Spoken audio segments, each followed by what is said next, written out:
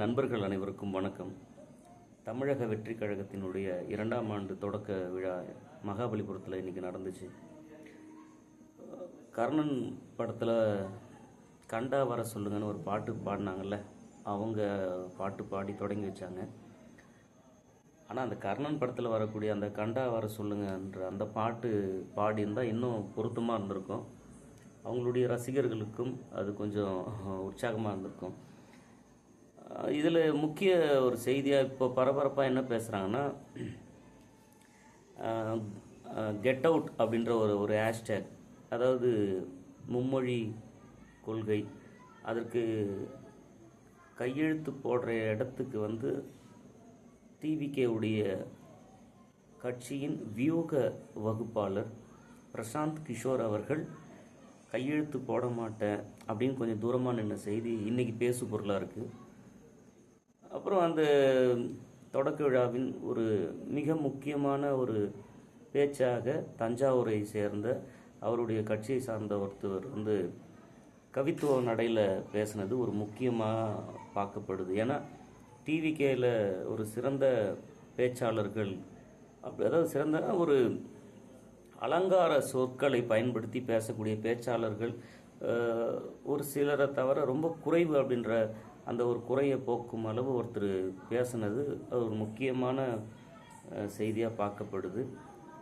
என்னதான் ஆதவ் அர்ஜுனா அவர்கள் அறிவார்ந்த நிலையில் பேசினாலும், ஒரு பேச்சில் தெளிவு இருந்தாலும், அலங்கார சொற்களை கையாண்டு அவரால் பேச முடியலன்றது நம்ம ஒரு கவனிக்க வேண்டியிருக்கு. ஏன்னா அண்ணா அவர்கள் பேச்சில் பார்த்திங்கன்னா அறிவு இருக்கும், அந்த சொற்களை பயன்படுத்தும் அந்த முறை இருக்குது பார்த்திங்களா, இலக்கிய பேச்சு, அதெல்லாம் தான் அண்ணாவின் வெற்றிக்கான காரணம். மாதமோ சித்திரை, மணியோ பத்தரை, ஆதலால் குத்துவீர் முத்திரை, இது மாதிரி ஒரு எதுகை மோனை, இந்த மாதிரி அதை சொல்லுவாங்க. தமிழ் இலக்கியத்தில் என்ன சொல்லுவாங்கன்னா யாப்பு நடைன்னு சொல்லுவாங்க. இதெல்லாம் கைவந்த கலை கருணாநிதிக்கு அவர்களுக்கு, அண்ணா அவர்களுக்கு. அது போன்ற பேச்சாளர்கள் இந்த கட்சியில் எதிர்காலத்தில் கொஞ்சம் வீரியமாக வந்தாங்கன்னா இவங்களுக்கு ஒரு உண்மையாகவே தமிழக வெற்றி கழகம்ன்றது பொருத்தமாக இருக்கலாம் அப்படின்றது நம்மளுடைய கருத்து. இருந்தாலும் பேச்சாளர்கள்லாம் இருக்கிறாங்க, அதில் சந்தேகம் கிடையாது. அப்புறம் வேற என்ன, அந்த லொயாலா மணின்ற ஒருத்தர் பேசுனது நமக்கு ஒரு முறை சட்டப்பேரவையில் கருணாஸ் அவர்கள் ஜெயலலிதா அம்மையாரை பாடி வாழ்த்திய பொழுது அவர்கள் சிரித்த ஒரு பாட்டு, அது தேடினேன் தேடினேன் கண்டு கொண்டேன் அன்னை அப்படின்ற ஒரு பாட்டு ஒன்று ஒரு பாடி அவங்க சிரித்த பொழுது, இங்கே லொயலா மணி அவர்கள் பேசும்பொழுது அவருடைய ஒற்றை முகம், அந்த முகம், அந்த சிரிப்பு, இது ஒன்று எங்களுக்கு போதும், இதுக்காக நாங்கள் உயிரே கொடுப்போன்ற அளவுக்கு அவர் பேசினார். அப்புறம் நிறைய பேர் பேசும்பொழுது எதிர்கால முதல்வர் அவர்களே அப்படின்னு சொல்லும்பொழுது விஜய் அவர்களுடைய முகத்துக்கு ஒரு ஜூம் ஒன்று வச்சாங்க, அதை கவனிக்க முடிஞ்சது. அப்புறம் தொல் திருமாவளவன் அவர்கள் என்ன சொல்ல வராங்கன்னா, விஜய் அவர்களுடைய இந்த தொடக்க விழா குறித்து, இது போன்ற வரவுகள் அதிகம், ஆனால் இங்கு இதில் தங்கினவங்க ரொம்ப வெகு சில அப்படின்னு சொல்ல வராங்க. ஆனால் விஜய் அவர்களுடைய தொண்டர்கள், பேச்சாளர்கள், அவர் கட்சியில் இருக்க பேச்சாளர்கள் எல்லாரும் சொல்ல வர செய்தி, அண்ணாவின் வருகையையும் எம்ஜிஆரின் வருகையையும் அவங்க கோடிட்டு காட்டுறாங்கன்றது ஒரு முக்கியமான செய்தியாக இந்த தொடக்க விழாவில் பார்க்க முடிஞ்சுது. வேறு அதுக்கப்புறம் விஜய் அவர்களுடைய அது ஸ்பீச்சில் இப்போ ட்ரெண்டாக வருது, what bro, it's very wrong bro அப்படின்னு. இது யார் பேசுனாங்கன்னு நம்ம எல்லாருக்கும் தெரியும். அது என்னமோ தெரியல, பிஜேபி திமுகவை வெளிப்படையாக எதிர்க்கிற விஜய் அவர்கள் சீமான் எவ்வளோ பேசுகிறாரு, அவருக்கான ஒரு எதிர்ப்பை சொல்ல மாட்டுறாரு. அதுக்கு காரணம் ஒரு சில ஆட்களை பேசி நம்ம பெருசாக அவங்கள நம்மளே வளர்த்து விட்டுறக்கூடாதுன்னு தெளிவாக இருக்கிறாங்களோ என்னமோ தெரியல விஜய் அவர்கள் சீமான.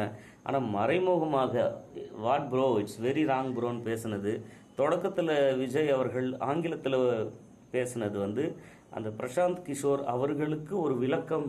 ஏன்னா அவர் தமிழ் அவருக்கு தெரியாதுன்ற செய்தி நம்ம கவனிக்கணும். அதனால் எதை பேச போகிறாரோ அது ஒரு ரத்தின சுருக்கமாக ஆங்கிலத்தில் அவர் சொன்ன ஒரு செய்தி.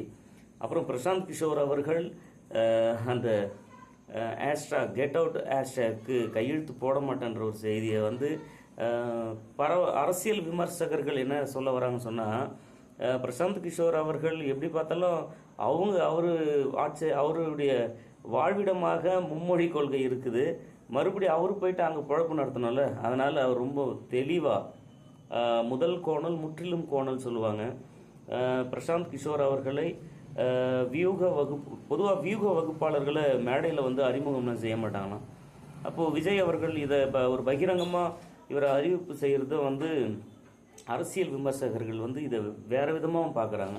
அப்போது இவர் ஒரு பணத்துக்காக இவருக்கு செலவு பண்ணி இவரை பண்ணல, இவரை வந்து ஒரு ஒரு அங்கமாகவே இவங்க பார்க்குறாங்க, அது மேடையில் பகிரங்கமாக வெளிப்படுத்துகிறாங்க.